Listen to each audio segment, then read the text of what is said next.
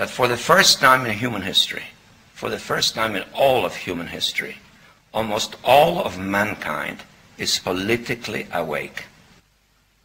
And these new and old major powers face still yet another novel reality, in some respects unprecedented. And it is that while the lethality of their power is greater than ever, their capacity to impose control over the politically awakened masses of the world is at a historical low. I once put it rather pungently, and I was flattered that the British Foreign Secretary repeated this, as follows. Namely, in earlier times, it was easier to control 1 million people, literally. It was easier to control 1 million people than physically to kill 1 million people. Today, it is infinitely easier to kill 1 million people than to control 1 million people.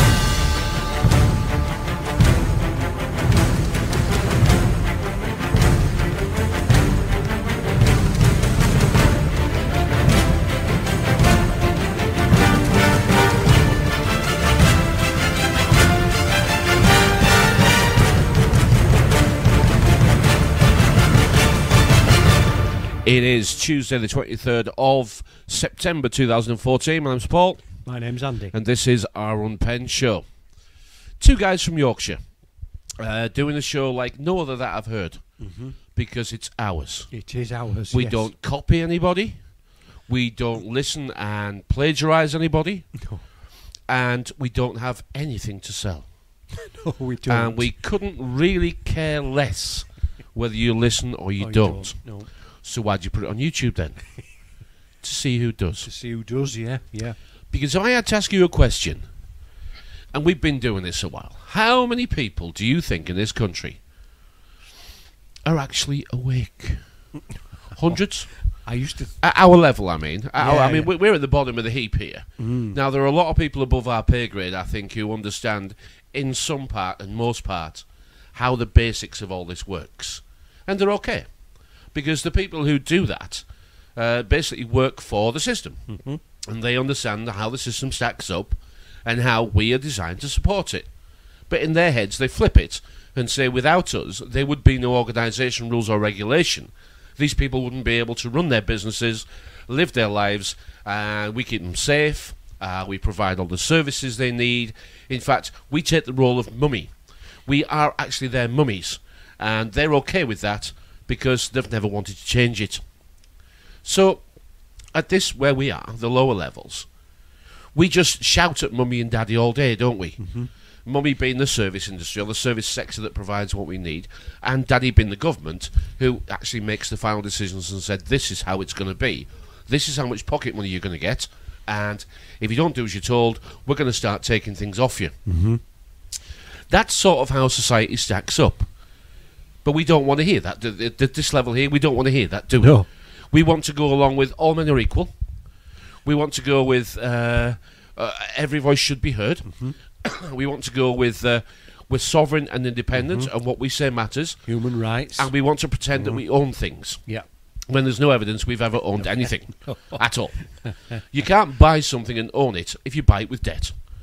And everything we have is based on a debt-based money system. It is, yeah. And we have a lot of people who really haven't done enough reading, but they still think that what they have to say is of some importance, and yet nothing's ever changed from what they've ever said. And it's always going back to the past, as if there is a magic time machine called the internet that can rewind time so it works out for you. It doesn't work like that. But this wonderful time-stealing machine makes you think you can go back in time and change something. Since when was that ever true in your life? Has it ever been true in your life? Nope. No.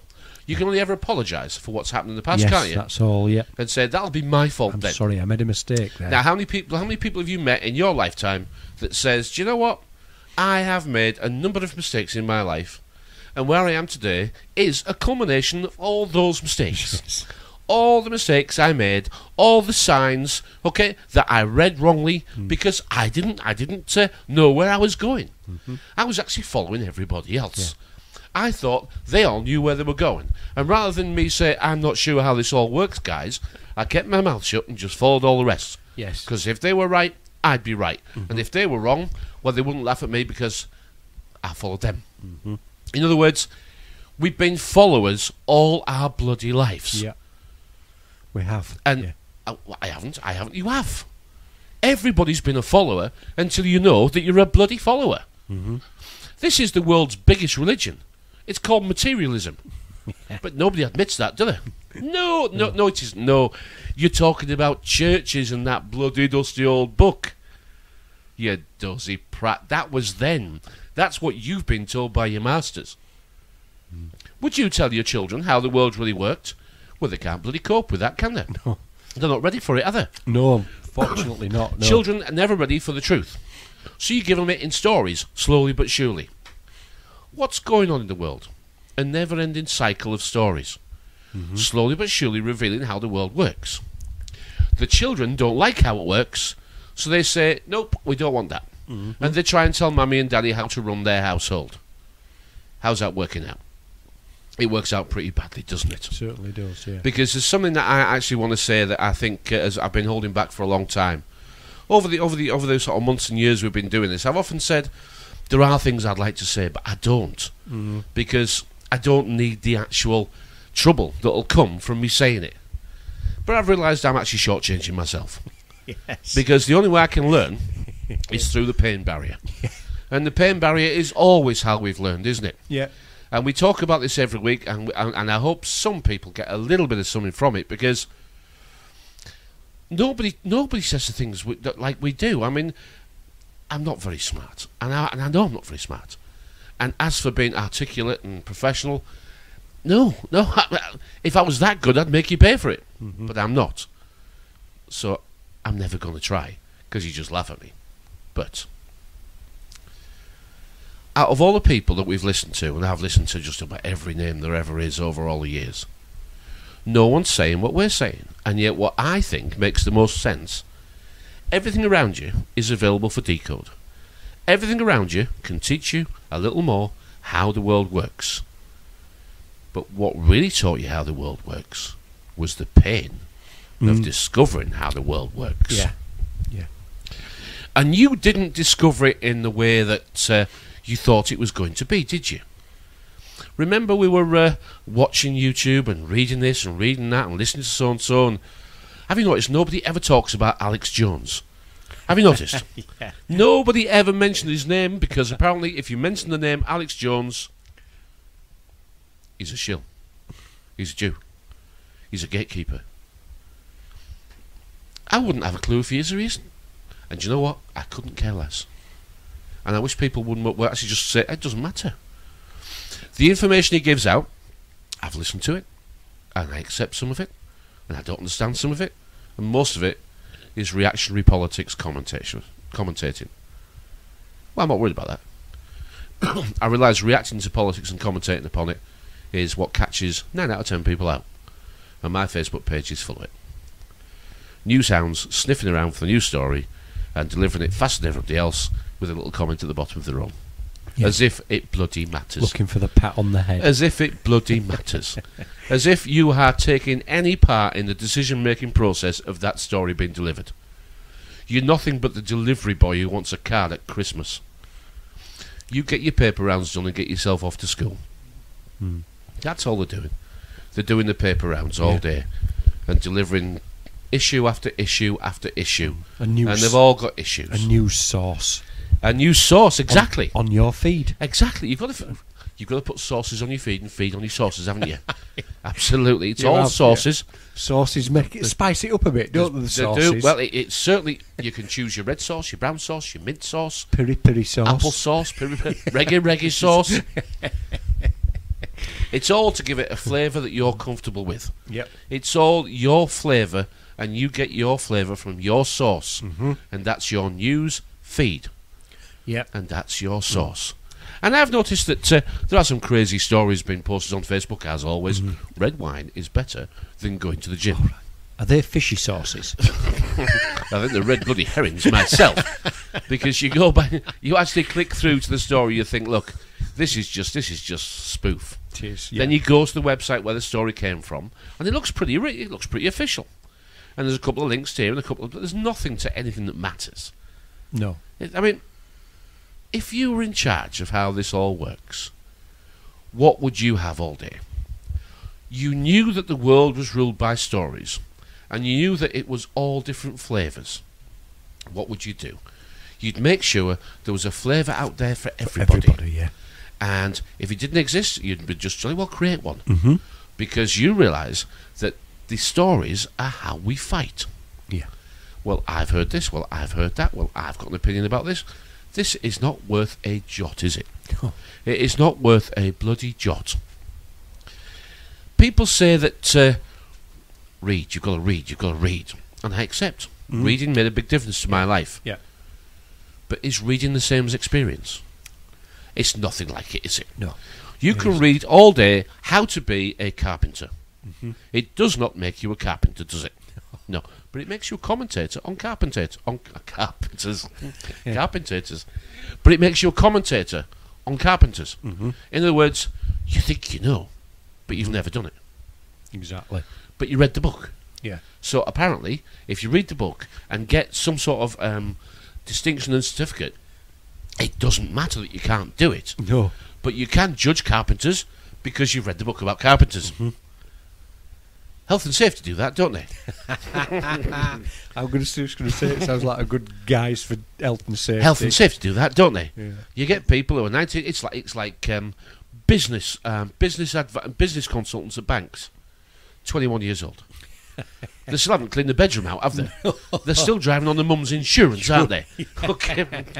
And they still don't really know how to work that washing machine and where the actual conditioner goes. But regardless of that, they've been to Slave Training Centre, they've got a piece of paper that says they're a business consultant. And now you have to sit down and pretend they are. Pretend they are. Please may I say that. Experience is what's brought us so far, hasn't it? It is, yeah. And you and I are clocking the big 5-0 pretty soon. Yeah. And I would say I've pretty much had a go at most of it. Marriage, kids, self-employed, failures, successes, more failure, more success, the up, the down. I've employed over my time, I think, over the time, I became fully self-employed by the time I was 23, 24. I've been partly self-employed well before then. I think over the businesses I've had, I've probably employed somewhere in the region of 60 to 70 people, aged between 14 and 60. And I never realised how much experience or advantage that was in the world that we live. When we meet people, there are some questions that we're not allowed to ask, aren't there? Yes. What's your real name? Where do you actually live? What do you do? What do you do? What do you do? And what sort of things do you enjoy? What successes have you had in life? And are you married? And do you have kids? And how's life going for you? You're not allowed to ask those things, are you? No. Because you know the answers, don't you? It's going crap and I've done nothing. Yeah. Right? It's going crap and I've done nothing. I had an instance at that when my wife had a job in the NHS. Done a few jobs now in the NHS, but it was looking after, I forget what they call it, when the nurses look after the nurses and the doctors. I can't think what it's called. I wouldn't know the answer. But we're invited to the Christmas dinner with all the top knobs at the NHS there, and in Rounday Hall it was called, on Rounday Park, and I was repping at the time, and this very well-spoken elderly lady turned round to me and she said, "Oh, good evening. What's your name and what do you do?" And I said, "Oh, my name's Andrew and my wife's Karen. I'm with me here with my wife Karen, and she's a nurse. And I'm actually a sales rep." And she went, "Oh," and turned the other way. Conversation done. I had nothing to offer her that evening that would have been any benefit to her. But have you seen all this stuff over Facebook? Everybody's got something to teach you. We all meet for a reason. Okay? I'm not going to say that's not true, because it probably is. But if you read all those lovely mood boards, okay? As in mood board. Mood board, that's right, mood. If you read all those wonderful mood boards, they're all about domestication, aren't they? They're all about domestication. Now, I have to say that there is an awful lot of people at the bottom end where all the shit comes out. Right, this is where it all lives. There's an awful lot of people who are very domesticated. Love and light, hugs and kisses, LOL all over the place. Every single line of every single message has got a kiss at the end and a big smiley face. It's like go to school with bloody 5-year-olds, isn't it? This is ridiculous. But apparently it's a dumb thing now.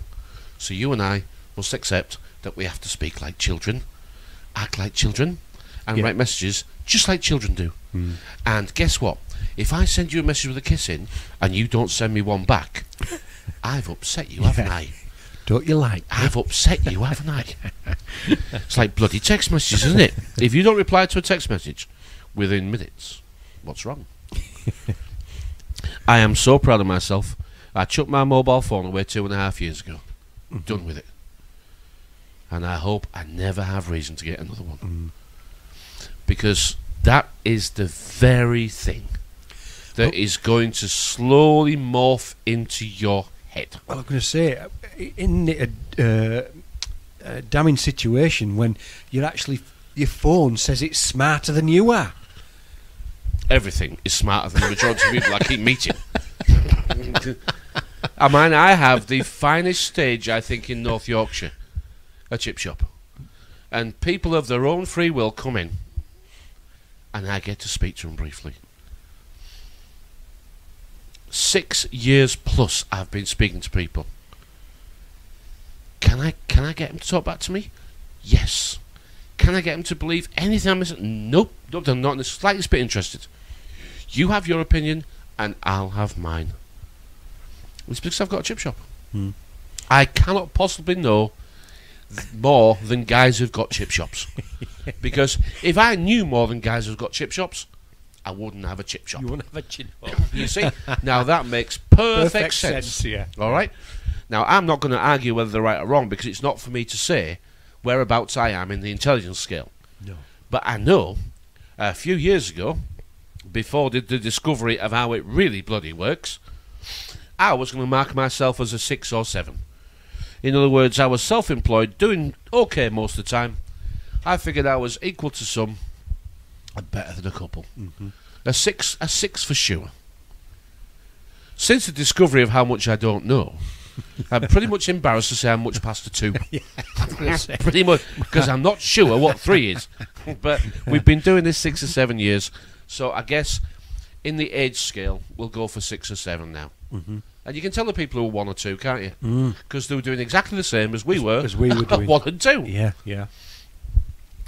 you have to admire it, because the YouTube awakening, the internet awakening, is actually just another version of what's always been around us, hasn't it? Always been around us. I know that the people that we speak to and the systems that we study and the things that we say, it leads us to believe that society above us is determined to kill us.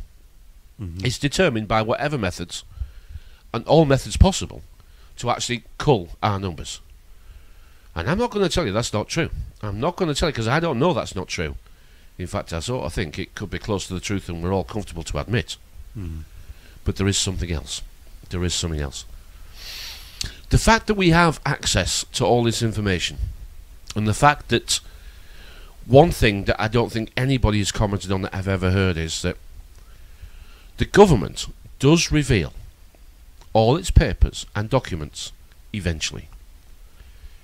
Sometimes it holds them back a year or two or three, but eventually all the documentation is released to us. And we find out about the true story of the Second World War. We find out about the Cuban Missile Crisis. We find the truth about Vietnam. We find a little bit about Korea. We find the truth about the first Iraq invasion, the Falklands. All the papers come out over time. The truth is very hard to keep hidden forever. If they didn't want us to know these things, those papers just wouldn't come out. They just wouldn't. No. But they do release them over time. Would you say that's because some part of this system is wanting us to learn? Yeah. It's going back to your analogy of mummy and daddy. Are we like the child that's climbing on, continually climbing on things, and we talk, if you carry on doing that, you're going to fall and you're going to hurt yourself. If you stick your fingers in that plug, you're going to get a shock. And you won't stop doing it until you've fallen or you've stuck your fingers in the plug. Exactly, but we go back to your we count ourselves now as 6 or 7 years old. So what started us off counting at number 1? It was the pain. It was the pain of falling off that. It was the pain, wasn't it? Climbing. It was how much this bloody hurt. Yeah. How much the discovery of what really it is hurts. Yeah. And from the person that you were before to the person you are now, is there anything that's similar? Not really. No. Well, no. I was the thing I was into. Your thoughts and your actions are completely different. Exactly. Now, what I was thinking of there was the climb and the struggle that you've got through your life, and you get to a point where you think, well, I've jumped through all the hoops that you said I needed to jump through, and my life's still crap. I still need a carpet on the stairs, and I still, the simple little things. My car still needs some tyres on, and I can't afford that at the moment, and all this kind of thing. And forever striving, but you've done all the safety things that you've put in place. So you've put your knee pads on, you've put your safety rope up because you're going to go climbing, and those knee pads and the safety rope are the things that they sold us. You get your credit card insured and all this. Have you got PPI and they've built a padded cell for us, haven't they? Padded cell, exactly, to make it more comfortable for you when you do fall. But the money they've taken off you has gone. It's been stolen away, and there isn't that. When you come down and you do hurt yourself, and you go to say, right, I've hurt myself, I need a little bit of help. They go, I'm sorry, you've just, and these are the words that were said to me at the job centre years and years ago. My kids were just young, babies then. Just because you've paid into the system doesn't mean you can automatically get something out of it. Well, this is true. This is true, because if you've got any savings at all, right, you've got to save yourself. Well, that was me and the job centre done. I've never been in one since. But remember, whereabouts are we on the socialism scale? Yeah. You see, we either like socialism or we don't. Oh, exactly. Now, I know there's some real dumb-ass idiots who complain about socialism, right? Yeah. Who complain about socialism and then happily sit on the computer all day taking the benefits, right? And they will not ever confirm that they're actually receiving benefits. They'll always dance around the houses. I maintain myself. I look after myself. I don't like to reveal my income. I don't need to reveal my income to you. No. I am not required to answer your questions. No. They're a bunch of girls. They're a bunch of lying bloody nannies.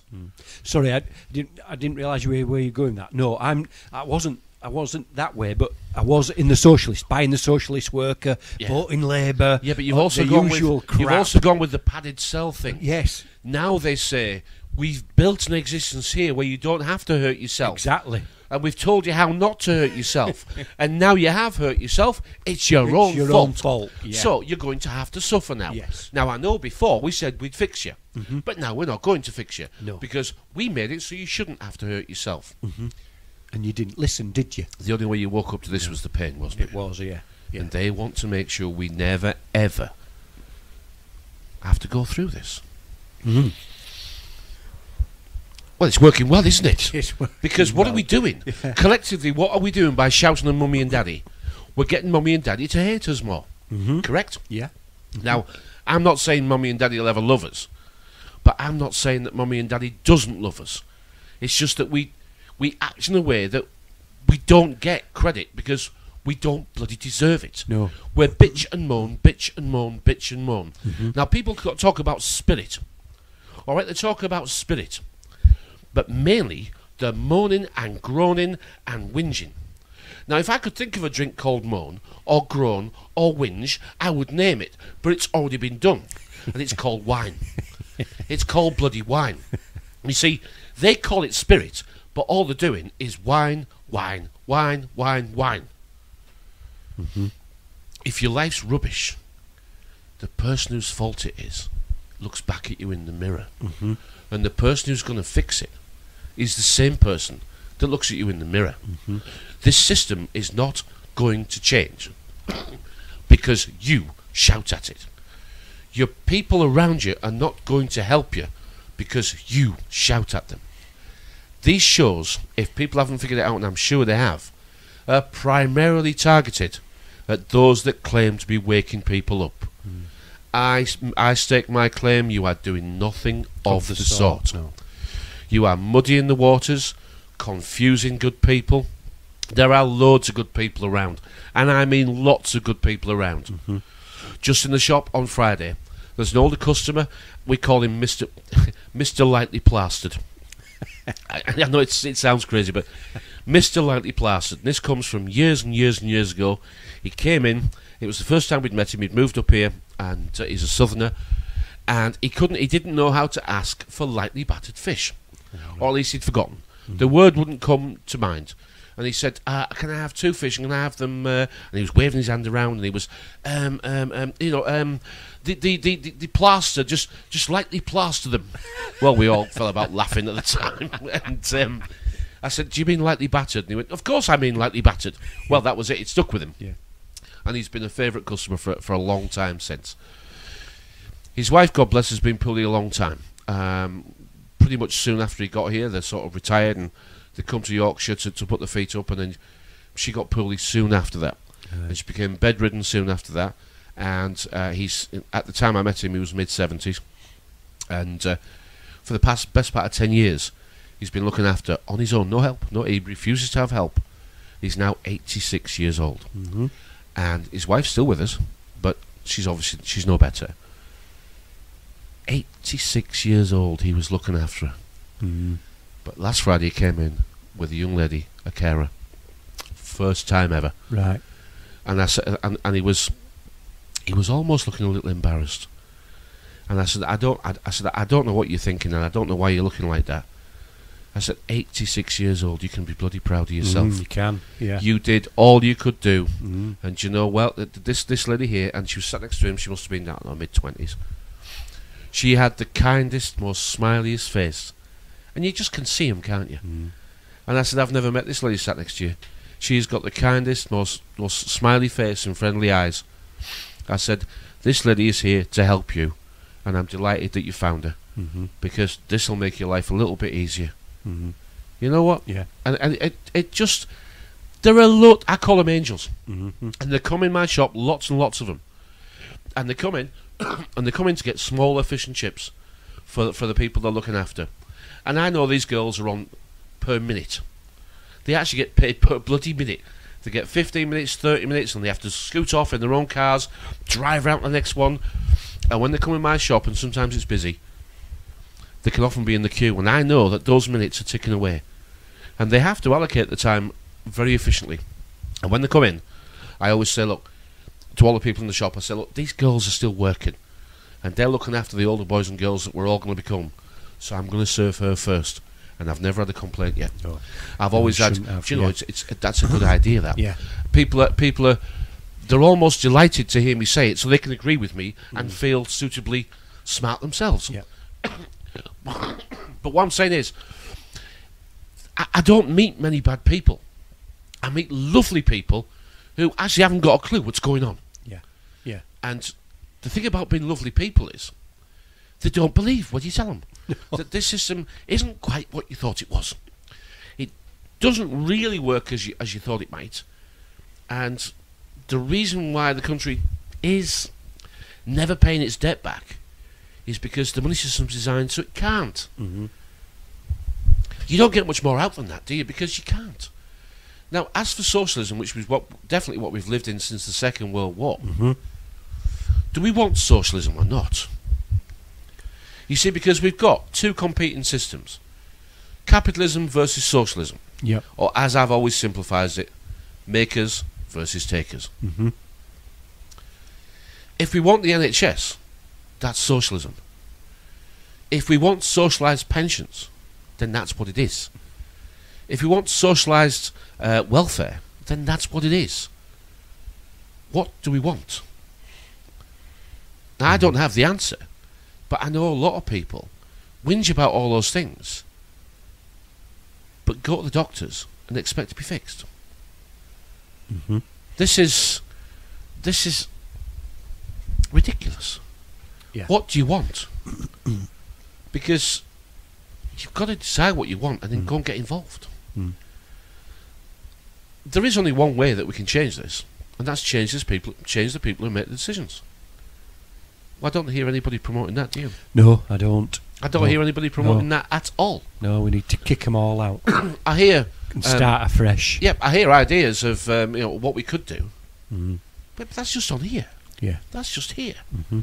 I mean, the Scots said no last week. They did. I was hoping for a tight call yes. I said, I'm hoping it's a tight call yes. I'm hoping they stand up on their own 2 feet and they say, yep, we'll take independence and we'll make it work. Well, they didn't. Immediately, vote rigging, vote rigging, vote rigging. All because they've been shown a video. It's a bit like the attacks on Syria, which have started, was it last night and today? Yeah, yeah. 3 YouTube videos that apparently just happened because YouTube said they did. At night as well. What I'm saying is, 3 YouTube videos and the country's ideals from last November, when they said, don't attack Syria, we're not going to support you. 3 YouTube videos, a whole heap of propaganda, job done. Well, this vote rigging like in Scotland, I mean, there's no evidence at all. There's just a video on YouTube.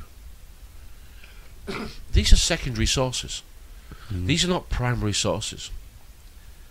And whether it happened or whether it didn't happen, you look pretty stupid to regular people when you show them a video and they say, well, anyone could have made that. Anybody could have not put it on YouTube. In fact, because you people are so dumb, I'd have probably ordered it. Just go and put the yes votes on the no table and take a photo, why don't you? That'll get them all wound up.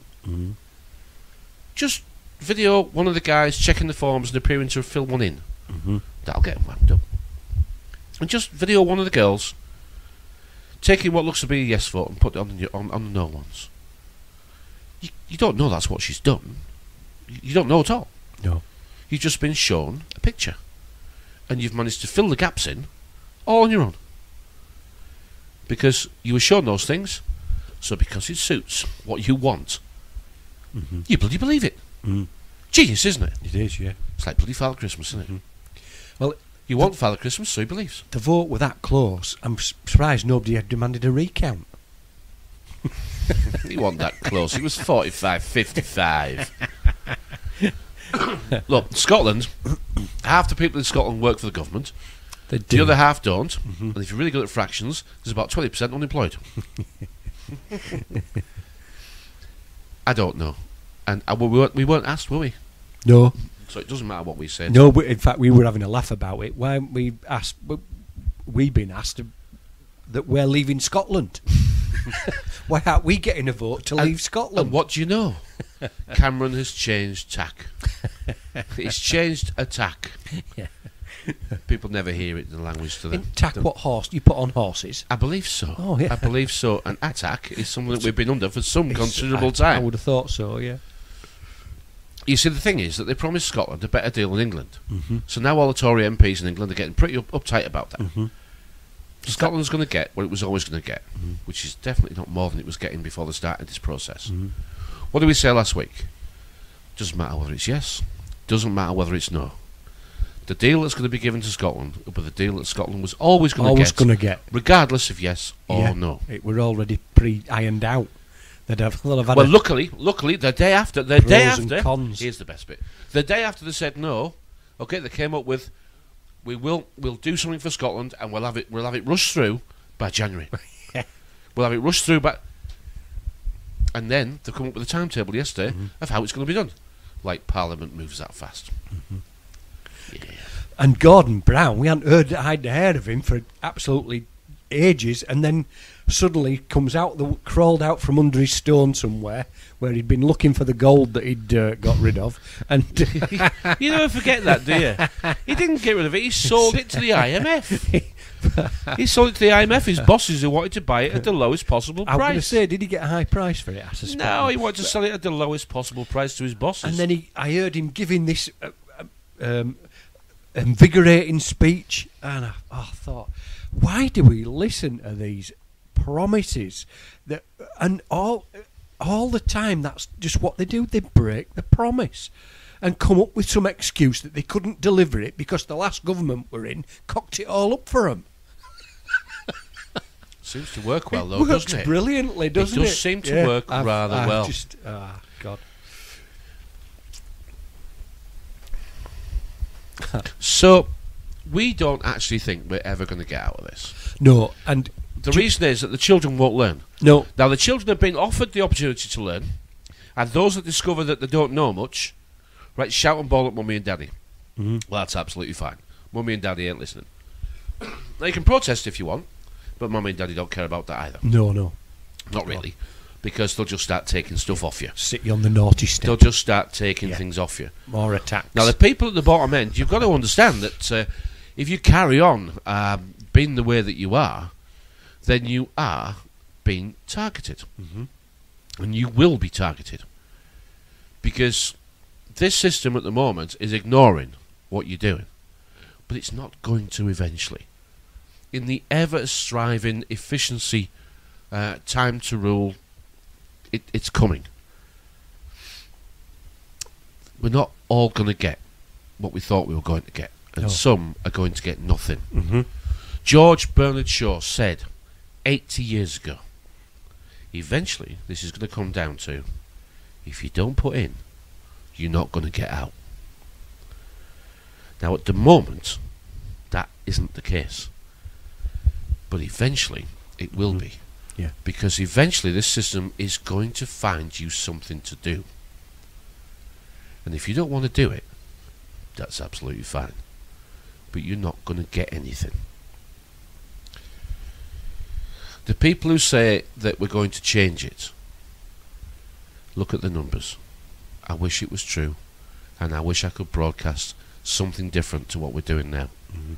But I can't broadcast something different to what we're doing now. The numbers are very tiny. No one's listening to you. The reason why no one's listening to you is because you don't have any value to this system. Now, I don't care about that, but you need to care about it.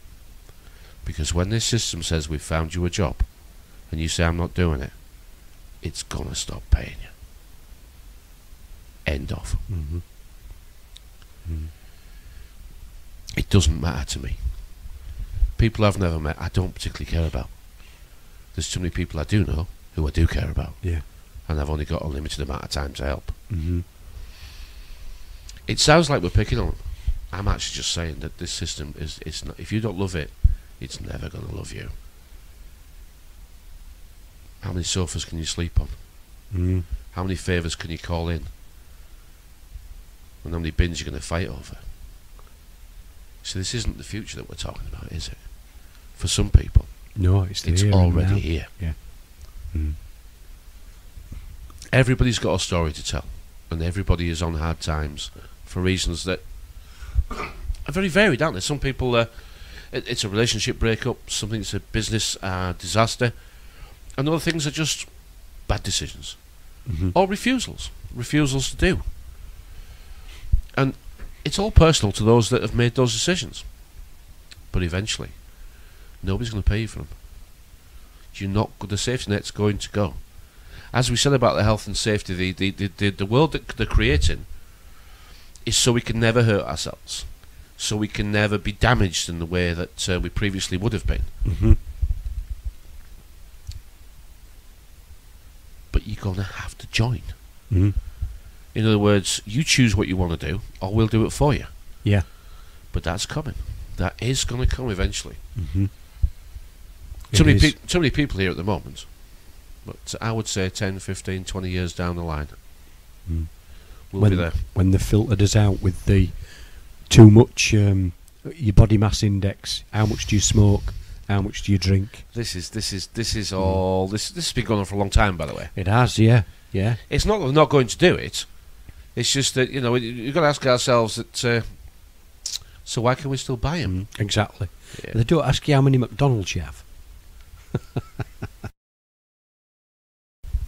And drugs. I mean, what sort of drugs can we buy? Well, everything. Yeah. Everything. Doesn't matter. And even the newspapers are good enough to tell you which of the new ones you should be asking for. They tell you, don't they? Right from horse tranquilizer to bloody God knows what it is, insecticide or whatever. Yeah, they tell you, the newspapers clearly tell you that this is the new drug the kids are taking. Mm-hmm. And there's no problem at all. You just ask your local dealer, and I'm sure you'll be able to get hold of it. Keeping us sick is how they keep us down, isn't it? Yep. And there's lots and lots of evidence on the internet of the stuff to put in the food and the medicines. They're very questionable. Mm-hmm. Really are. The MMR vaccine that we've all been a little dubious about over the years, the evidence is now coming out through two major whistleblowers that the actual autism that's been caused by it is being hidden. Our illnesses are all coming through our stomachs. That's where most of our illnesses are being. That's where the illnesses are developing, because we're not clearing our intestines properly, and the foods that we're eating is actually puncturing the stomach lining and lots of stuff like this, Mm-hmm. And it's because we know we're eating rubbish. We do know we're eating rubbish, don't we? Mm-hmm. And even though we try and find clean food, I don't think we have access to clean food anymore at all. GMOs, we're all aware of GMOs. I've got lots of farmers come in the shop. They haven't got a clue, They haven't got a clue at all if they're using GMO seeds or what they're doing, really. And they're not right bothered. They're too busy switching on the computer and looking at the commodities markets that they're interested in. Yeah. Because they're having to sell their commodities competing with people all over the world. Mm-hmm. They're expected to match the price that is on their computer screen or not sell it at all. You get money men involved in the setting of commodities prices and then try and compete with everybody who's doing the same thing around the world. Mm-hmm. Well, isn't that the new economy? Yeah. Isn't that globalisation? Didn't we learn that asset stripping is something that these... Well, we mentioned Brown and reappearing. That is what he did with the gold. He asset stripped it to us. And then what have we got now? The Royal Mint are saying you can buy bullion from us now. And you can buy silver as coins starting from £15, and you can buy gold sovereigns starting from £200. And here's the benefit of you buying them from the Royal Mint: you can keep them in our vault. That's right. So you can replace the gold. You can replace it for us, and we can pop it in the vault and use it as collateral. Exactly. And we'll probably send you a nice picture of it every month, and you can see how it's doing. I think we'll be doing that with children eventually. Never mind adopting dogs and rabbits and cats and whales and bears. I think eventually we'll be adopting children. Yeah. We'll never see them. No. There's a new film out called The Giver, and I've actually seen it. And it is a very sort of not futuristic world, because we're already here, and the film isn't a brilliant film in a way. It's a well-made. It's not nothing like that. It's just a film about where we are today, but looks like it's set in the future. Mm-hmm. And the upshot of the film is that what's wrong with us is that we can't communicate properly. Our language has been so censored that we don't communicate properly. We've completely forgotten what love is. Yeah. The family unit is broken, and the thing that saves the world is emotion. Mm-hmm. To return the feelings. And I'm sorry if I've spoiled that for you, but that is actually what's wrong with the world. we spoke last week about the difference between who you were and who you are now is primarily how you feel about the world, how you feel about life, how the emotions that you now clearly are moved by. Mm-hmm. But coming back to the world that we live in today, the middle classes should be furious, really. I mean, it's about time the middle classes started to kick off, isn't it? Mm-hmm. Isn't it really? Should be. You know, history tells us that the aristocracy that we're all taught were bad for us were probably the last level of society that actually cared about the workers at all. Mm. Because without them, they had nothing. So they did, actually, to a point, care about us more than any other level of society ever has or ever will, probably. Mm.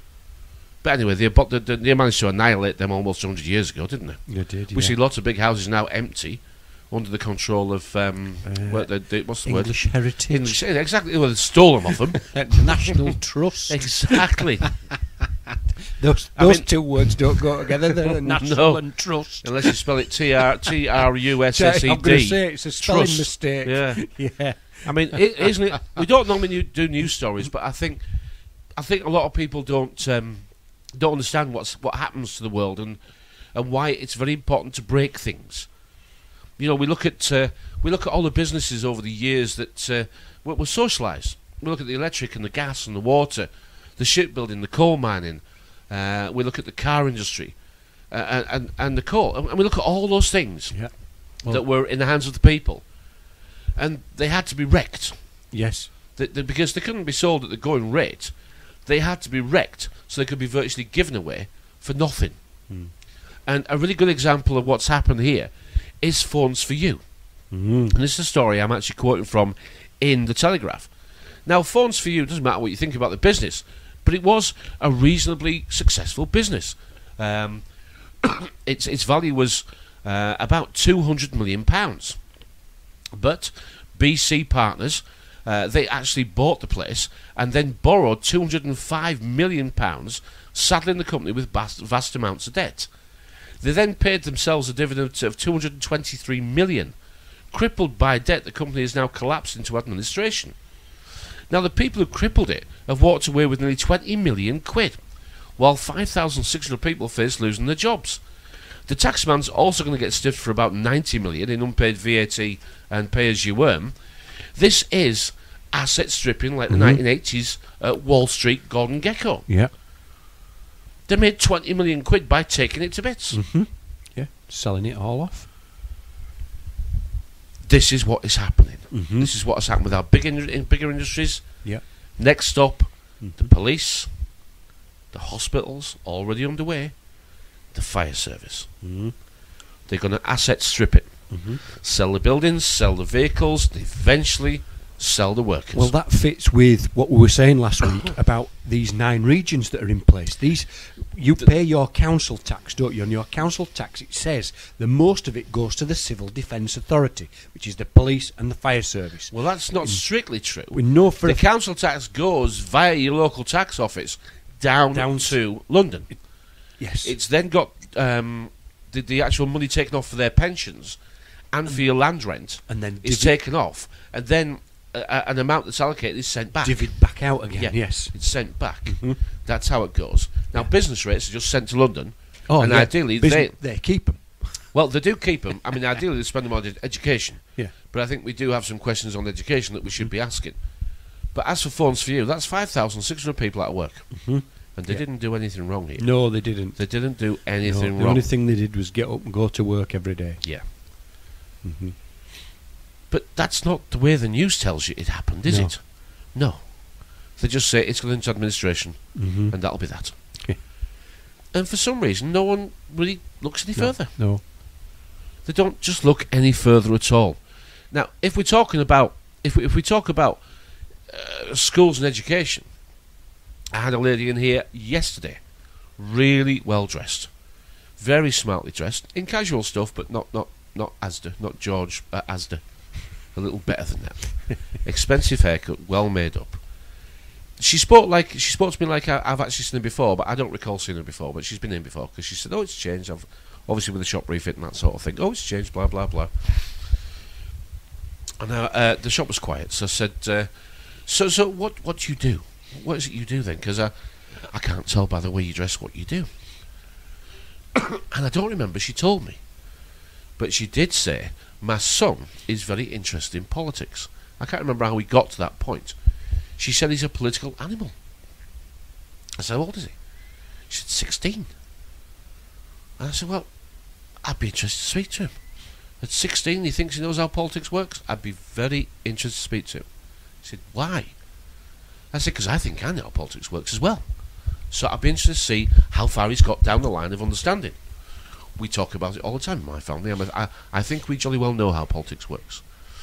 I said, well, he's probably going to get an opportunity to get involved. You know, if he goes to university, meets the right people, makes the right connections, obviously networking all the time, he may well be selected to stand for a constituency after a number of years in the charity sector, by which time he'll have been totally evaluated, probably compromised to some extent, and if he does get selected, he'll be a perfect liar. He'll be brilliant at lying. And I said, I'm looking forward to meeting him. She wasn't happy with that. She wasn't happy with that at all. Didn't go well, really. Well, you have your opinion and I'll have mine. I said, mine's not an opinion at all. I said, mine's just through reading and understanding how this system works and how it has to work. It has to work this way because politicians can't serve two masters. No. But over time, we've been led to believe that we're their master. But that's not true because they don't pay any attention to what we're doing, or what we want, or what we ask for. Unless it's time for elections. Then you can have what you want until we get in power, and then we can't afford it because it's somebody else's fault. Scotland's finding exactly the same thing. Scotland's going to find that not only are they no worse, no better off, they're going to be bloody worse off. This is the European Union slowly but surely putting the nose under the tent. And they're going to be in, and they are in. We said last week these British Isles aren't sovereign anymore. No. And they haven't been sovereign for over 5 years, nearly 6 years now. We can pretend if you want, and we can follow the Punch and Judy show if you want to. But that's not what's going on here. We've been invaded. Our government have been taken over. The fact that you see lines on a thing called the world is just that you see lines. Those borders are gone. There is no borders. There is just resource and opportunity for big business. Nothing else. No. Nothing else at all. Going back a little bit in this evening's chat, if we don't learn what we need to learn, and I know we're not going to, because we keep using the sources of information that are not good for us at all. If we don't learn what we need to learn, there is no use, no need to worry about what happens next, because it's going to happen whether you worry about it or not. Everything that goes on is not at all dependent on what we think. At all. It doesn't matter. We take no part in the process. There are some good strong voices out there, and all they can muster up when they ask for some support is 20 or 30 people. It's time this illusion stopped, and you started looking a little bit closer to home as to what can we really do. I think you and I have achieved a level of, well, not serenity, but I can't think of another name. We're quite calm with it already, aren't we? We don't get too uptight. No. And we don't get too disappointed that we can't get through to people. No. And the fact that we can't get through to people, however we try, tells us that it can't be achieved this way. Individually, you and I have gone through the pain and the suffering, and we've come out the other end with what might be the best solution we can achieve. And that is a calmness that we now have. Yeah. For people who refuse to go through that process, the system does it for you anyway, doesn't it? Yeah. The system does it for you anyway. Yeah. You see, if our politicians had gone through this process, then I suspect we wouldn't be where we are today. Well, they're just in another gang, aren't they? But they haven't gone through the gone through the emotion of all this. But they can't go through the emotion. They must be cold-blooded killers. Yeah. They must be, otherwise they could not do this to us. But you and I have admitted before that, yeah, in days gone by, we could have determined competition as, if they have to suffer, so be it. Yeah. This is survival of the fittest. And if they're suffering and I'm winning, then maybe that's how it should be. I must be doing something right. They're doing something very wrong. Yes. And to a point, we're still almost echoing that a little bit today. But we're not saying we're the fittest and we've survived. I hope the message that's really coming through to people who have managed to take the ego, get rid of the ego a little bit. I hope they hear that we're saying, you're going to have to do this yourself.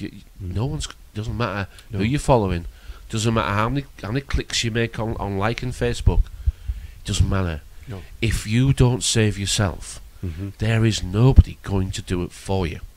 It doesn't matter how loud you shout, it doesn't matter who you latch onto, they are not ever, ever, ever going to save you. No. They'll take your money if you offer it. And we have just... I was linking that to and I was laughing to myself this week about... it's all about gang cultures. It's all gangs. It's you've got the blue gang, Conservative. You've got the red gang, Labour. You've got the... Mix them together and you get purple. You've got the hip-hop gang. You've got the skater gang. Yeah. You've got the... all the churches are all gangs, aren't they? The Methodist, the Roman Catholic, whichever one you want to be. But they want to all make more of themselves. Yes. And every single parasite, every culture, everything wants to make more of itself. And that feeling of safety in numbers. That's right. It's initial... But it's a false safety. Not really. No, it is for us because we're not bound together. No. We're not bound at all. We don't have a common interest. Now, they have a common purpose. Exactly. And their common purpose is to bind each other together so they can win. They've been told that they're going to be on the winning side. They've been told that they are the organisers of society itself. Forward together. Exactly. Yes, and all That's from the 30s. It is, that's a long time ago. But they've been told that it's their responsibility to oversee the next development of what human beings or human becomings are going to be. And it's their job to enforce strictly, because these people will not learn. They will not learn, they will not do it themselves, so they are going to have to instruct them, and they're going to have to be ruthless, because these people have refused to learn. All the information has been available to them, it's been given to them, and they've refused. They'd rather do something less important. They say that they're interested in their children's future, and they watch it being stolen from them, and still they don't do anything. They say that they're interested in a better life for everybody, and then everything they do involves amassing money to make other people poor. It's not that I'm arguing what they're doing is right or wrong. It's just they say one thing and do the bloody opposite. Exactly. And we're all guilty of that to some extent. To some extent, but when you realise you're doing it, you try and reverse that process. If you look at a regular person, okay, all they do from morning till night time, if you should care to listen, they actually give you a running commentary on their life.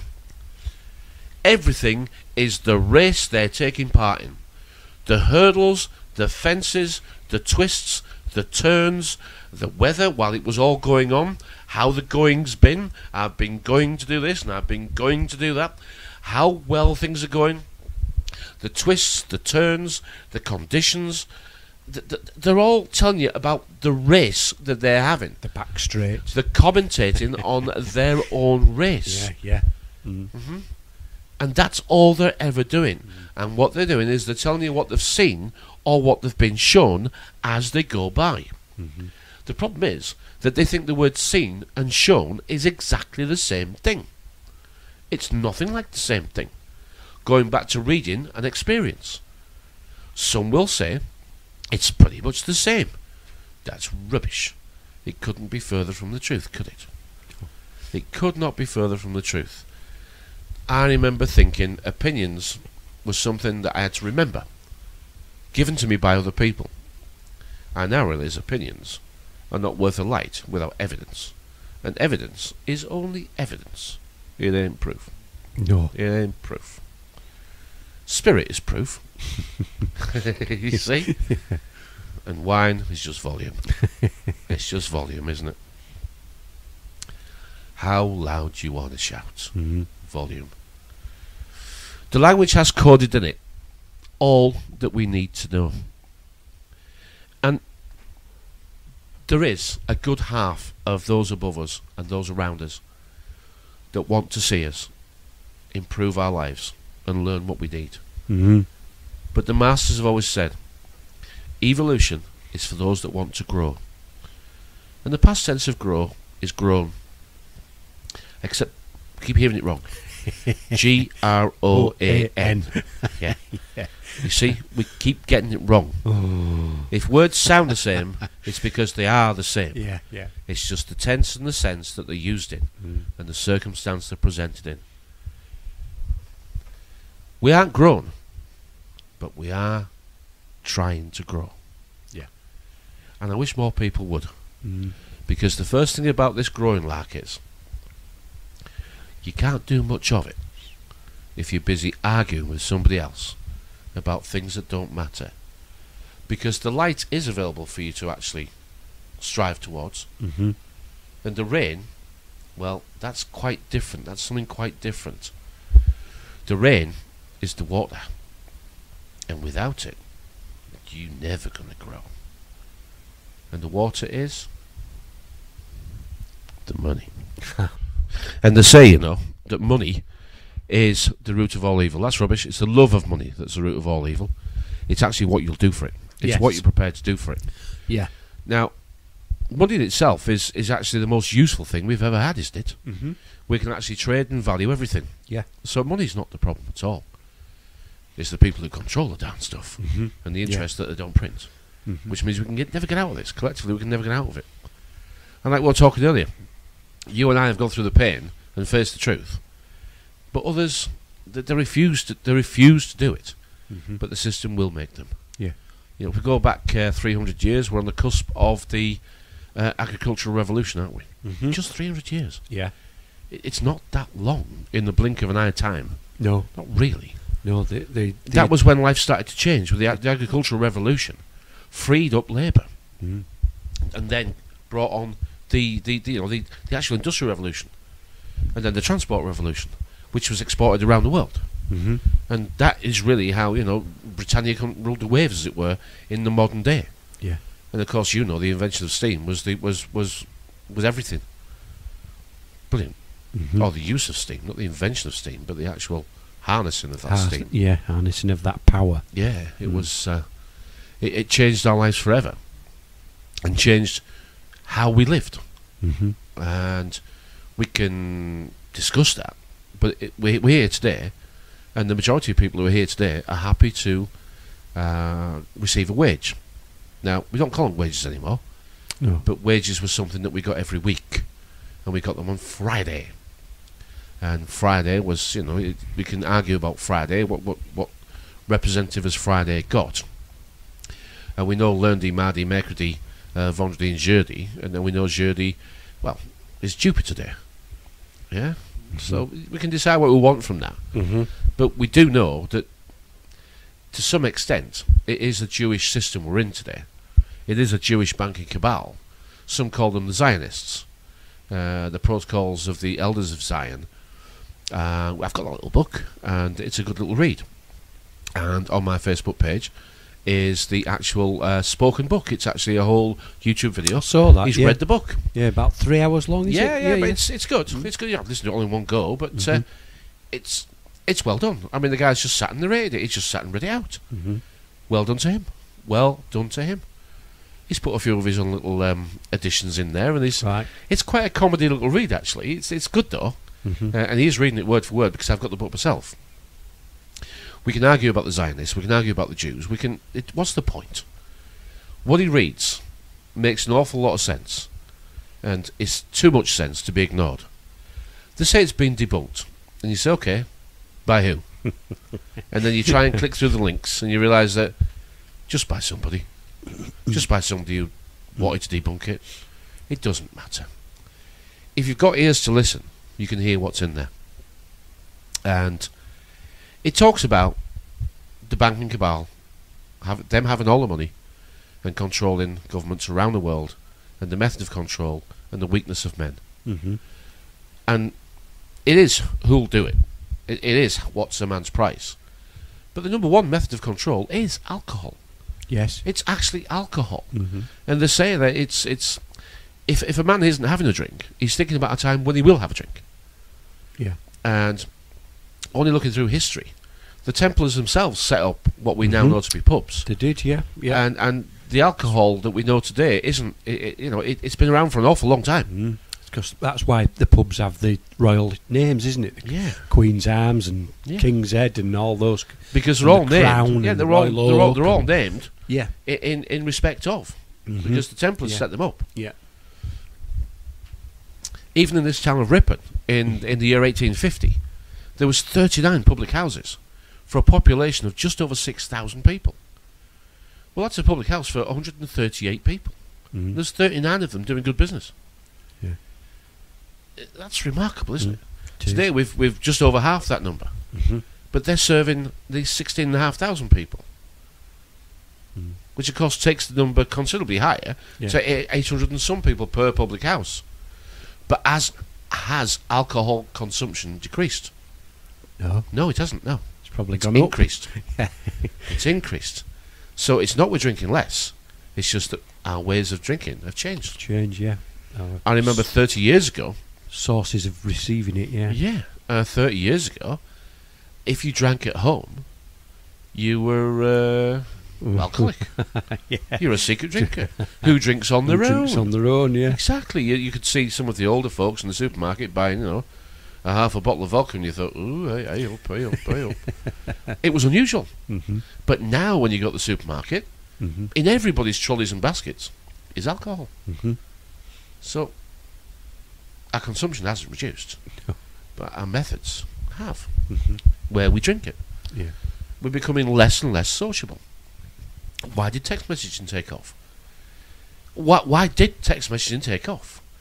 When it is slower, clumsy, and in its early days, it was, didn't always get delivered. No. And it was expensive. Every text message cost something like 10 pence. Yeah. I mean, you were paying 10 pence to say one line in a conversation. And you were having whole conversations of 10, 15, 20 lines that was costing 2 or 3 quid. When you could have just picked it up and probably dialed for free most of the time on a regular phone. Why did we like text messages?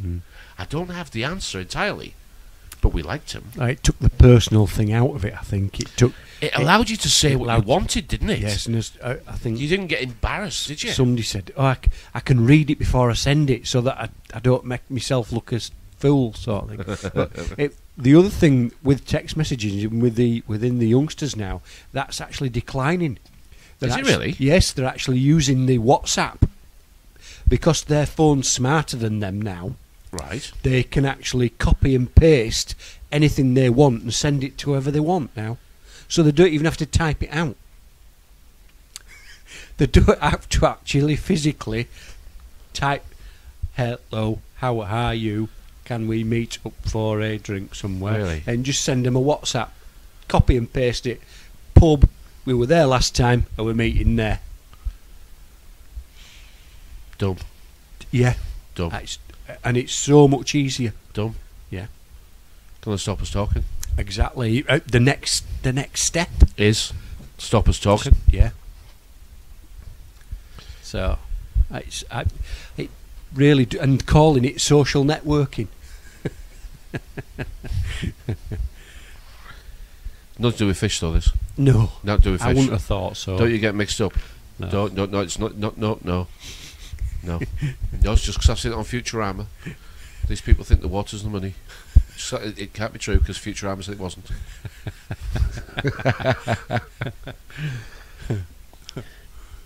I wonder if I'll actually give a talk to the lodge. Do you reckon I will? I don't know. Yeah, I've been asked. Yeah. The local, the local Masonic lodge. The local gang. You should come and give it. You should come and give us a talk. I said, maybe I will. Well, maybe. Let's see if we can ask you. That's what I was thinking about. I'm laughing to myself. What if the local hip hop gang got infiltrated by the Masons or the Masons got infiltrated by the hip hop gang. They're desperate for members, and they were trading off gang signs. I wonder what would go on. It's going to get down to idiocracy, isn't it? It's going to get down to it, isn't it? Yeah. You can just see it. I mean, signs. The language. W-I-N-E, wine. S-I-N-E, sign. No. S-I-G-N, sign. Okay, W-I-G-N, wine. No. There's a reason. There's reasons why this language doesn't make sense. It's because you've not been told how it's made. You've not been told how it's made, and it's very simple how it's been made. But apparently you and I aren't smart enough to work it out.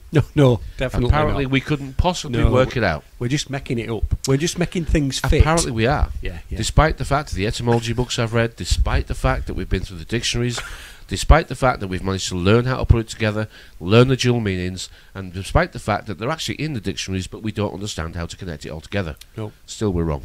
Years of doing this, still we're wrong. The language makes life actually more enjoyable, doesn't it? The films, you've said before, how much do you enjoy watching films now?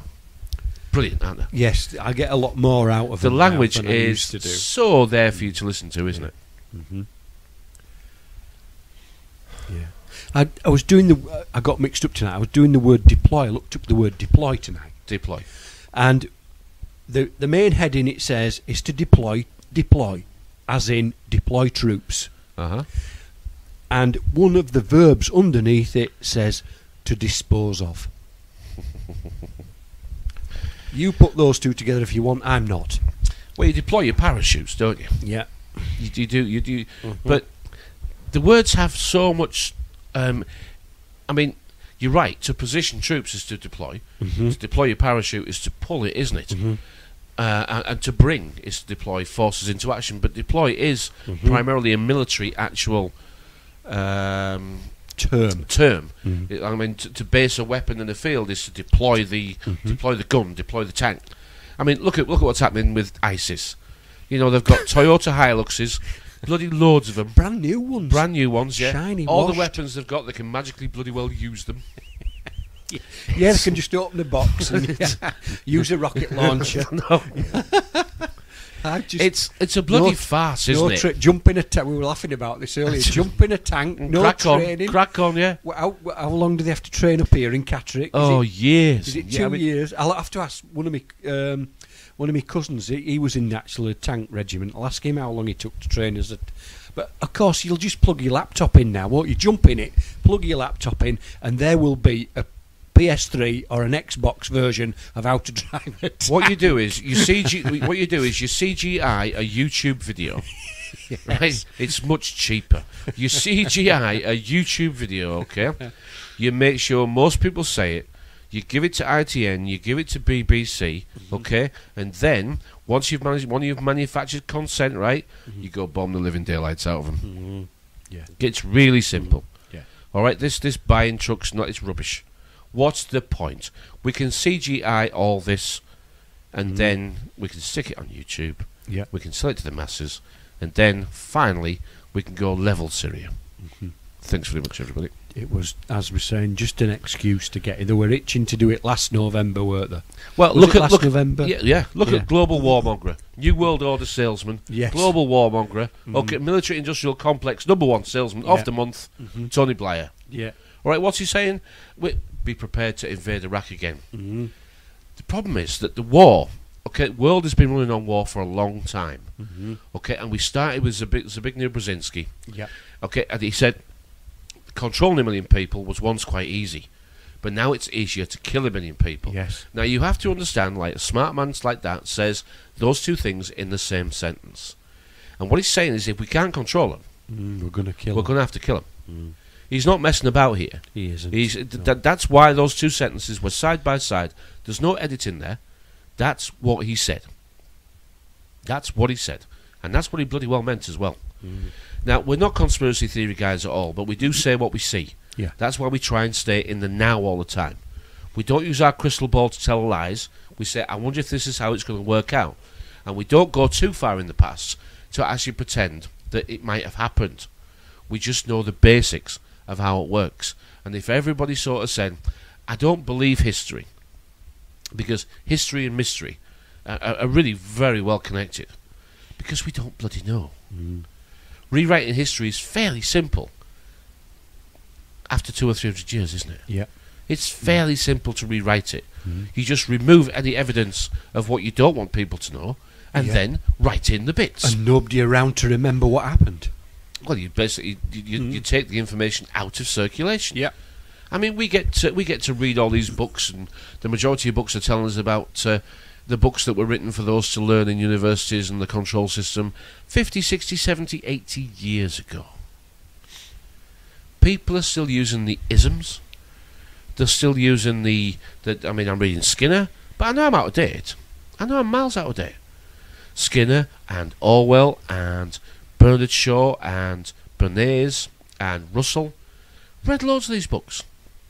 And I'm starting to get bored of them, because I realise that what I'm learning has been well known for a long time. Yeah, done and dusted. And the books, Tragedy and Hope, that's a history of the world, but only up until the 1960s. 60s, yeah. Okay, it does talk about, how the world's going to develop.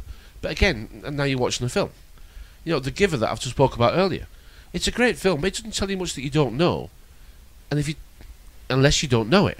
And then it doesn't tell you anything, it's just a film. If you see what I mean, it doesn't... It's not a classic by any means, but it gets the message across. But most people don't. How many people do you know interpret films that they're desperately trying to tell us? No one. How many films interpret books that say, look, you can buy them, do what you want, change the world. If you're meant to change the world, if the world's not meant to go this way, you'll stop us. But we've managed to hypnotise you. The advertisers have managed to sell you a life that you can't afford, that doesn't exist. Because all we've ever done with you is tell you to look outside for the solutions, when you and I have both learned, through painful experience, the solutions are not on the outside. The problems that you face are your own fight with you. They've got the perfect right to do what they're doing, and they have no worries doing it. But they have the perfect right to do it, and we have the perfect right to learn what they're doing and stop them. I don't see anybody taking their places. No. Anybody. And I mean it, anybody. No. Nobody's standing for Parliament, no one's standing for local government, and everybody is just moaning about what on earth's going on. It's quite embarrassing, isn't it? Yeah. And we've looked, and this is where you start to question yourself and say, yes, I'd like to do those things. And then you look at the obstacles that are put in your way, because you know that, and it sounds like I'm making excuses now, and probably I am, in that you cannot change anything without getting involved in a political party. But then you only get pushed to the front by the things that you do. And I'm thinking of the 16-year-old lad, which was Haig, at the Tory party conference, and standing up and giving that speech as a 16-year-old lad. And I think I was a similar age, and I just looked at him and thought, you prat. I bet he got a standing ovation, clap, clap, clap from all around him, and slowly weaned. And then when he did his election campaign against Blair, and he was in that Big Dipper at that theme park. Flamingo Land it was. Was it a Flamingo Land? Yeah. And he had his baseball cap on because he was going bald, and he were a bit frightened about going bald. He looked about 12, didn't he? And and then there was the fake wedding with the nice Fiona. Fionn, the name is.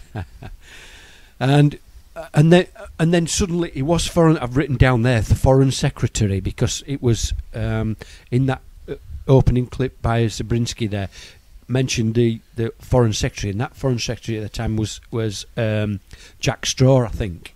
But he was foreign secretary was Haig, and he just decided to resign and disappear. Yeah, Gone. Yeah, but we think it's because there's more to know about that boy, isn't Probably so, but that's what Brown, again, we mentioned Brown, suddenly that disappeared, gone, off the...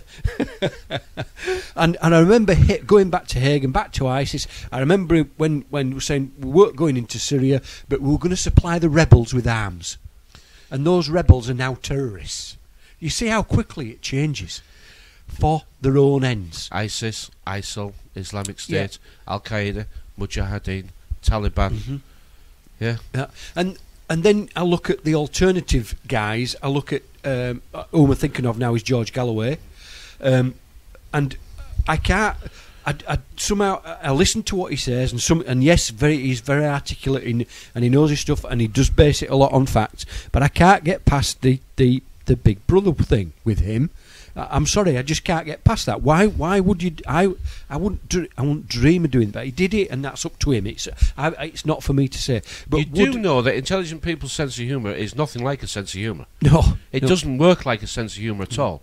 That's why they very rarely exhibit one, because they don't have it. Yep. They don't have that relaxation. They don't have the method of making fun of themselves in a way that we all. It just looks an idiot, but it doesn't matter. He did it.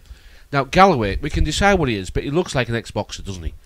He looks like a member of the mafia, right? He looks like an ex-boxer, and I believe he got a punch on the nose end just recently. It doesn't matter, right? He speaks well, and he sticks up for brown people. That's where his seat. His seat's in Bradford, isn't it? I'm not sure. Yeah, he's getting back into politics via Bradford. All right. So he's got a vested interest in that part of the world. I'm defending and supporting that type, and it's up to him. I couldn't care less. I couldn't care less at all. What he does doesn't matter to me, because whatever he does, it'll be what he wants to do first. He'll be safeguarding his own future. He wants to get back into politics, because the gravy train is still the gravy train. Exactly, yeah. It's a bloody gravy train. And I mean, let's have a look how much they've all... If we divide the 92 million quid that they've had in expenses last year, 92 bloody million, right? Between 650 odd MPs. That's about 150 grand each. Crass, isn't it? It is. On top of the salaries. On top of the salaries, yeah. I know. And to end, if we really wanted to, and we've talked about this, to get involved and change things, you've got to get rid of this party politics. It's got to go. But we can't. You're saying things that we can't do. I know we can't do, but maybe in the future they can. In future, people, anybody listening to this in the future might. They're going to get rid of what. Look, the Westminster model is coming to an end.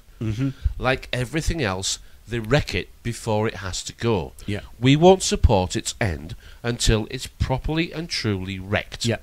Okay, now the Staffords, okay? Let's have a look. I mean, let's imagine working for a company that only has 635 employees, right? But the following employee statistics are a bit like this, right? 29 have been accused of spouse abuse, 7 have been arrested for fraud, 9 have been accused for writing bad cheques, 17 have directly or indirectly bankrupted at least 2 businesses, 3 have done time for assault, 71 cannot get a credit card due to bad credit, 14 have been arrested on drug-related charges, 8 have been arrested for shoplifting, 21 are currently defendants in lawsuits, 84 have been arrested for drink driving, and collectively, this year alone, they've cost the British taxpayer over 92 million quid. That's the House of Commons. Right, that's the House of Commons. Oh, dear. Now, there's no doubt about it that the House of Commons is coming to an end. And the idiots that are in it, some know and some don't. The ones that know sit in the cabinet. Yes. The cabinet. Right, they sit in the cabinet. They know their way of life is going to have to change. So we'll engineer a whole climate where the people start to fight with England, Wales, Scotland and Ireland. Scotland gets a better deal, Ireland gets a better deal, Wales gets... Well, and we'll actually alter the deals for all the countries until they start bitching at each other and say we want evolution, devolution. We want control of our own affairs. Coming along nicely, isn't it? Coming along really, really well. So, when we actually get to a point, and the Spy Who Loved Me will tell them when, okay, this one here, it'll tell them when the time is right, we'll actually say we're going to extend the Scottish model, and the ones that we've been talking about in Wales and Ireland that already exist, we're going to extend them regionally. Job done. Job done. And we're going to give those councils, or those governments, or whatever we'll call them, those regional assemblies, we're going to give them tax-raising powers. So the council tax that you pay, okay, it may well be changed. Because we know over time, as you all become really poor, we know this council tax lark, you're not going to be able to pay it. And what's happening is at the moment, we're not happy with it, is that because a full-time job for a supermarket now is about 30 hours, and because the majority, a big majority of people who are working part-time would like to work full-time, but they can't find a full-time job, what's happening is we have to give you working families tax credit and the children's credits and housing benefit. We have to generate all that out of the council. Okay, we give you it, and then we knock it off your council tax bill. Well, this is no good to us at all because we're just losing money. So what we need to do is we need to rethink a way of collecting money from those that have still got some left. And because we're still because we're busy making you all poor, it's pointless taking it off the poor people. We need to focus on something that you'll all support, so everybody becomes poor, because that's how socialism works. You see, if we can't all be rich, let's make everybody bloody poor. So let's invent or introduce something that is widely used around the world: a sales tax. Which means that if you haven't got much money, it'll be all right. You'll pay much less in council tax, because we're going to abolish council tax and put it into a sales tax. The less you spend, the less you'll pay, and the more you spend, the more you'll pay in tax. And the people at the bottom who are poor will say, I'm having that, I'm having that, I'm having that, I'm having that. That's a bloody good idea. Good idea, that. I'm having that. Yeah. Work a treat, won't it? Work a bloody treat. And then what we need to do is we need to come up with laws that people just cannot believe are going to come. Let's tax hair dye. Let's say hydrogen peroxide is something that we should monitor and control the sale of. Now, this is Europe playing the stupid game that we always... It's called what will they put up with? Let's see if we can get them to put up with... We're not going to let them make their own jam. We're not going to let them sell their own scones. This didn't come to fruition, right? People still make jam. They still sell it on the markets. They still sell it at car boot sales. They still bake cakes and they still bake scones. It's all for us to chatter about. As long as we can get them talking about things that don't matter, we can get on with the business of bankrupting everybody. Because that's what we want to do. And if I could wish for some people, I would wish this for them. Understand how the money system works, and then you understand everything else. Because we see the money system as something of value. They don't see it that way. They see, let's get the government in as much debt as possible, all backed up by the credit of the people, and let's keep going with that method until the governments can't pay the bill. They then pass on that taxation requirement of interest payment only onto the people, who eventually kick the can further down the road, so they pass it on to the children, like we've been doing for the past 3 or 4 decades, 5 or 6 decades now actually. And what we do is we keep indebting the government, because they've only got 3 or 4 years shelf life at most, because they're figuring it out really fast now. They've only got a 3 or 4 years shelf life. So what we do is we bribe and corrupt the people with the 3 or 4 years shelf life. We give them the opportunity to steal as much as possible, but add it to the bill. You see, how this works is profits are always kept by the shareholders, and losses are always socialised to the people at the bottom. Work's a bloody treat, and they're so stupid they've never figured it out, because we all hide it in the stock exchange. Work's a bloody treat. Just a dream. I mean, we would have never thought it'd be this successful, because we just make them all speculators, and now we've reduced the interest rates to 0. They can't stop themselves, because they're listening to our commentary of their race, and they're now betting on our horses. They don't bet on themselves anymore. Oh no. They don't want to create a better life for themselves. Oh no. No.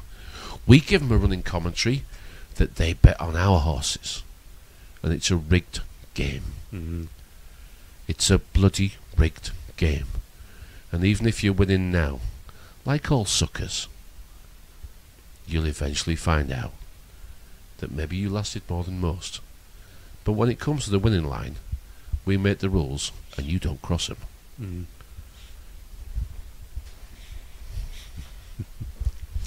for another Tuesday. This has been the Unpenned Show. My name's Paul. Mine's Andy. And if you think we're doom and gloom, we're not. We try and share, and I mean we try and share, how this world works. Trying to get you to look in the mirror and tell yourself some truths that you've been denying for a long time. Mm-hmm. Where you are now is because of the actions and decisions you've made.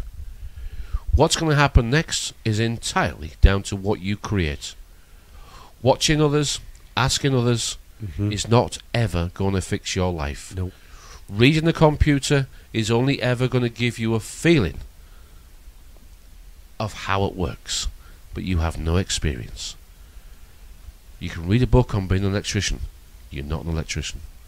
You can read a book on being anything you want, but you won't be it. But you'll think you might be, and you'll think you know stuff. You've never met the author, you've no idea if he's telling you the truth. And that's how this world works. The truth is what you've discovered, and the pain you've had to go through to get it. The reality of the world we live in is that the ring of power appears to be controlled, at least visibly to us, by a ring of deviants. And those deviants, the sex slaves, but the sex slaves in the way that perhaps we don't really appreciate just yet. And that is that the weakness has been a deviance from what we regard as normal. And that deviance is the blackmail and the control method and the compromise that the ring of power uses to make them serve the devil himself. Till next week, thanks for listening. Thank you for listening. I always ask Brian to okay, well, thanks for that. It's a pretty easy question to answer, really. Why do we do it? If I go back, I did 21 years in the military. I now know that some of the things I believed in then, I was misguided, but I originally joined the military because I believed that I had a country and it was worth fighting for, and I did believe at the time that I was helping to defend my country. And then when I left the service and I started to discover what was really going on, the fraud and the corruption in Plymouth, and I tried to do something about it, and the next thing I got people threatening me and sending me death threats and all sorts of crap.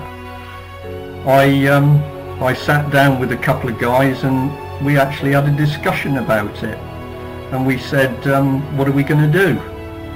Are we going to do something, or are we going to do nothing? And I can tell you that there was 8 guys around the table, and we said we're going to do something. And from that day onwards I started to do something. I didn't really expect it to go in quite the direction it has, but I will tell you that everything that I have learned tells me if we don't fight, not only will there be nothing left in this country, but if you've got children and grandchildren, they are going to be wiped off the face of the earth. The people we're up against are of exactly the same mentality that got going in Stalinist Russia and in Nazi Germany, and they are going to murder our children, certainly, if they achieve the regime they want. And you've got the choice. You can do nothing. You might survive depending on your age, but they're going to have your children. And I decided, and I stick to my guns, I am going to fight, because otherwise my children have absolutely no future. And this is something else which, you know, in the beginning I did a couple of talks, and somebody in the audience sort of said to me, you know, what do these people want? And I said, what they want is to kill you. And you could hear a few people in the audience sucking their teeth. And somebody said to me afterwards, oh, I think you were a bit over the top there, you know, Brian, I don't think you should have really said that. To which I said, well, what were the people saying as they were being led off to the concentration camps? These people are taking people to war, they're engineering wars. We've got British politicians, Miliband, involved in the taking and torturing of people. If we do nothing, we might survive by living in a hole in the ground. Our children, they are going to dispatch them. And that's why I'm fighting. When you get in that sort of mentality and you see this thing for what it is, you know, do I fear for my safety? No, I don't, because I've just decided that basically, you know, not fighting is not an option. Do I try and fight clever? Absolutely, because you can go and do things which are bloody stupid, and you're going to find that you're going to be cornered. But, you know, people who are still sending round email circuits as though they can sit in their armchair and have a little whinge, the people in government are working at the moment on how to murder us. When you know, I'm sorry, this sounds a little bit big-headed, but when you know what I know about what they're really doing to the children, you know, you just say we've got to do something to stop this. I've had relations dying in very mysterious circumstances in hospitals where the hospital staff have then lied and covered up. And I've had tens of people calling me from other parts of the country telling me the same story. We're getting 5, 6, 7, 8 calls a week from mums off their heads because their children have been taken, and those children are being abused or psychologically tortured. It's an absolute cesspit, and we have got to do something about it. But it's no good people running around with bloody baseball bats. We've got to really start going for the few people in the positions of power who are dealing with this. But no, I absolutely don't wake up wondering why I do it. I know why I'm doing it. The times I get frustrated is when I think to myself, we haven't got all the assets or all the people to do what we need to do. If all of the activists out there, whatever parties they've been involved or organisations, if everybody would do something effective, we would be really starting to get to grips with this thing. And there is no other option. That's all I can say, really.